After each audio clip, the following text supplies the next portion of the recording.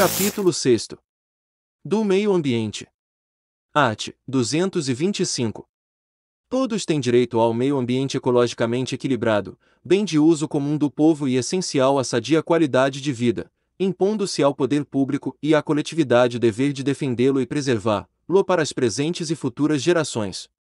Parágrafo 1º. Para assegurar a efetividade desse direito, incumbe ao poder público. Inciso 1º. Preservar e restaurar os processos ecológicos essenciais e prover o manejo ecológico das espécies e ecossistemas. Inciso 2º. Preservar a diversidade e a integridade do patrimônio genético do país e fiscalizar as entidades dedicadas à pesquisa e manipulação de material genético. Inciso 3º. Definir, em todas as unidades da Federação, espaços territoriais e seus componentes a serem especialmente protegidos, sendo a alteração e a supressão permitidas somente através de lei, vedada qualquer utilização que comprometa a integridade dos atributos que justifiquem sua proteção. Inciso 4º. Exigir, na forma da lei, para instalação de obra ou atividade potencialmente causadora de significativa degradação do meio ambiente, estudo prévio de impacto ambiental, a que se dará publicidade. Inciso 5º. Controlar a produção, a comercialização e o emprego de técnicas, métodos e substâncias que comportem risco para a vida, a qualidade de vida e o meio ambiente. Inciso 6º. Promover a educação ambiental em todos os níveis de ensino e a conscientização pública para a preservação do meio ambiente. Inciso 7º. Proteger a fauna e a flora, vedadas, na forma da lei, as práticas que coloquem em risco sua função ecológica, provoquem a extinção de espécies ou submetam os animais à crueldade. Inciso 8º. Manter regime fiscal favorecido para os biocombustíveis destinados ao consumo final, na forma de lei complementar, a fim de assegurar-lhes tributação inferior a incidente sobre os combustíveis fósseis, capaz de garantir diferencial competitivo em relação a estes, especialmente em relação às contribuições de que tratam a linha B, do inciso 1º e o inciso 4º do caput do artigo 195 e o artigo 239 ao imposto a que se refere o inciso 2º do caput do artigo 155 desta Constituição. Parágrafo 2º. Aquele que explorar recursos minerais fica obrigado a recuperar o meio ambiente degradado, de acordo com solução técnica exigida pelo órgão público competente, na forma da lei. Parágrafo 3º. As condutas e atividades consideradas lesivas ao meio ambiente sujeitarão os infratores, pessoas físicas ou jurídicas, a sanções penais e administrativas, independentemente da obrigação de reparar os danos causados. Parágrafo 4º. A floresta amazônica brasileira, a Mata Atlântica, a Serra do Mar, o Pantanal Mato-Grossense e a Zona Costeira são patrimônio nacional, e sua utilização far-se-á, na forma da lei, dentro de condições que assegurem a preservação do meio ambiente, inclusive quanto ao uso dos recursos naturais.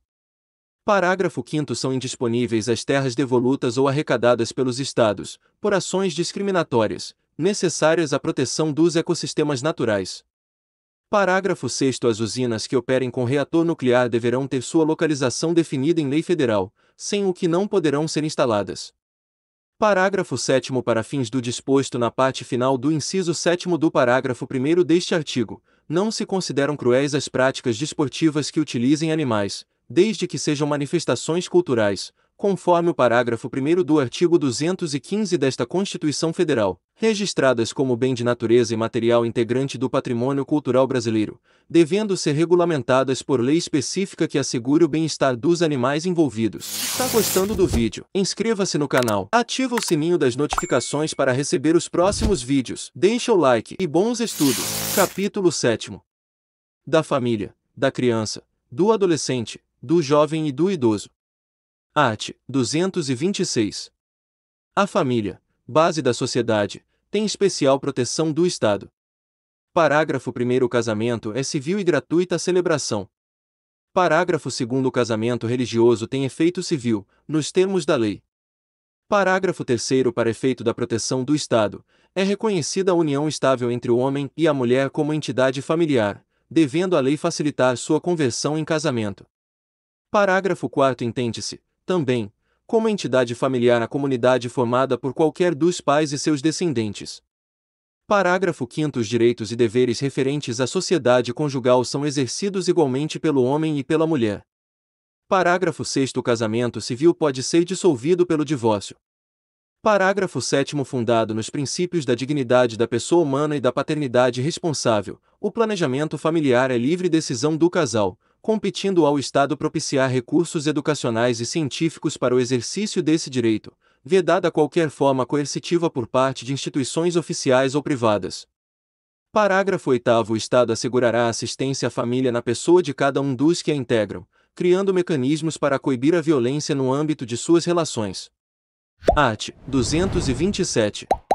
É dever da família, da sociedade e do Estado assegurar à criança, ao adolescente e ao jovem, com absoluta prioridade, o direito à vida, à saúde, à alimentação, à educação, ao lazer, à profissionalização, à cultura, à dignidade, ao respeito, à liberdade e à convivência familiar e comunitária, além de colocá-los a salvo de toda forma de negligência, discriminação, exploração, violência, crueldade e opressão. Parágrafo 1º. O Estado promoverá programas de assistência integral à saúde da criança, do adolescente e do jovem, admitida a participação de entidades não governamentais, mediante políticas específicas e obedecendo aos seguintes preceitos. Inciso 1º. Aplicação de percentual dos recursos públicos destinados à saúde na assistência materno-infantil. Inciso 2º. Criação de programas de prevenção e atendimento especializado para as pessoas portadoras de deficiência física, sensorial ou mental, bem como de integração social do adolescente e do jovem portador de deficiência, mediante o treinamento para o trabalho e a convivência, e a facilitação do acesso aos bens e serviços coletivos, com a eliminação de obstáculos arquitetônicos e de todas as formas de discriminação. Parágrafo 2º. A lei disporá sobre normas de construção dos logradouros e dos edifícios de uso público e de fabricação de veículos de transporte coletivo, a fim de garantir acesso adequado às pessoas portadoras de deficiência. Parágrafo 3º. O direito à proteção especial abrangerá os seguintes aspectos. Inciso 1º. Idade mínima de 14 anos para admissão ao trabalho, observado o disposto no artigo 7º, inciso 33. Inciso 2º. Garantia de direitos previdenciários e trabalhistas. Inciso 3º. Garantia de acesso do trabalhador adolescente e jovem à escola. Inciso 4º. Garantia de pleno e formal conhecimento da atribuição de ato infracional, igualdade na relação processual e defesa técnica por profissional habilitado, segundo dispuser a legislação tutelar específica. Atenção! Quer saber o segredo dos aprovados em concursos públicos? E-book gratuito. O segredo dos aprovados em concursos públicos. Clique no link na descrição do vídeo ou no primeiro comentário fixado. Inciso 5º. Obediência aos princípios de brevidade, excepcionalidade e respeito à condição peculiar de pessoa em desenvolvimento, quando da aplicação de qualquer medida privativa da liberdade. Inciso 6º. Estímulo do poder público, através de assistência jurídica, incentivos fiscais e subsídios, nos termos da lei, ao acolhimento, sob a forma de guarda, de criança ou adolescente órfão ou abandonado. Inciso 7º. Programas de prevenção e atendimento especializado à criança, ao adolescente e ao jovem dependente de entorpecentes e drogas afins. Parágrafo 4º. A lei punirá severamente o abuso, a violência e a exploração sexual da criança e do adolescente. Parágrafo 5º. A adoção será assistida pelo poder público, na forma da lei, que estabelecerá casos e condições de sua efetivação por parte de estrangeiros. Parágrafo 6º. Os filhos, havidos ou não da relação do casamento, ou por adoção, terão os mesmos direitos e qualificações, proibidas quaisquer designações discriminatórias relativas à filiação. Parágrafo 7º. No atendimento dos direitos da criança e do adolescente levar-se em consideração o disposto no artigo 204. Parágrafo 8º. A lei estabelecerá. Inciso 1º. O Estatuto da Juventude, destinado a regular os direitos dos jovens. Inciso 2º. O Plano Nacional de Juventude, de duração decenal, visando a articulação das várias esferas do poder público para a execução de políticas públicas. Art. 228. São penalmente inimputáveis os menores de 18 anos, sujeitos às normas da legislação especial. Art. 229. Os pais têm o dever de assistir, criar e educar os filhos menores, e os filhos maiores têm o dever de ajudar e amparar os pais na velhice, carência ou enfermidade.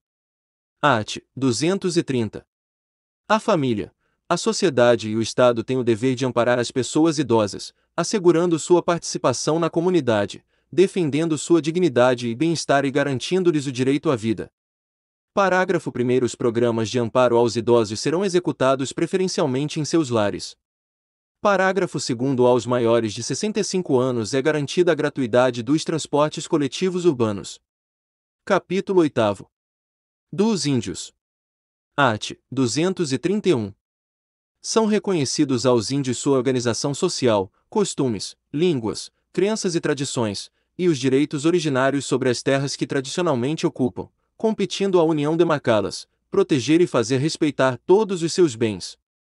Parágrafo 1º. São terras tradicionalmente ocupadas pelos índios, as por eles habitadas em caráter permanente, as utilizadas para suas atividades produtivas, as imprescindíveis à preservação dos recursos ambientais necessários a seu bem-estar e as necessárias à sua reprodução física e cultural, segundo seus usos, costumes e tradições. Atenção! Plano de estudos personalizado para seu concurso, com apostilas completas, questões atualizadas, simulados preparatórios, PDF, artigos, livros e muito mais. Clique no link na descrição do vídeo, no primeiro comentário. Parágrafo 2º. As terras tradicionalmente ocupadas pelos índios destinam-se à sua posse permanente, cabendo-lhes o usufruto exclusivo das riquezas do solo, dos rios e dos lagos nelas existentes. Parágrafo 3º. O aproveitamento dos recursos hídricos, incluídos os potenciais energéticos, a pesquisa e a lavra das riquezas minerais em terras indígenas só podem ser efetivados com autorização do Congresso Nacional, ouvidas as comunidades afetadas, ficando-lhes assegurada a participação nos resultados da lavra, na forma da lei. Parágrafo 4º. As terras de que trata este artigo são inalienáveis e indisponíveis, e os direitos sobre elas, imprescritíveis. Parágrafo 5º. É vedada a remoção dos grupos indígenas de suas terras, salvo, ad referendum, do Congresso Nacional, em caso de catástrofe ou epidemia que ponha em risco sua população, ou no interesse da soberania do país, após deliberação do Congresso Nacional, garantido, em qualquer hipótese, o retorno imediato logo que cesse o risco. Parágrafo 6º. São nulos e extintos, não produzindo efeitos jurídicos, os atos que tenham por objeto a ocupação, o domínio e a posse das terras a que se refere este artigo, ou a exploração das riquezas naturais do solo, dos rios e dos lagos nelas existentes, ressalvado o relevante interesse público da União, segundo o que dispuser lei complementar, não gerando a nulidade e a extinção direito à indenização ou a ações contra a União, salvo, na forma da lei, quanto às benfeitorias derivadas da ocupação de boa-fé. Parágrafo 7º. Não se aplica às terras indígenas o disposto no artigo 174, parágrafo 3º e parágrafo 4º. Art. 232.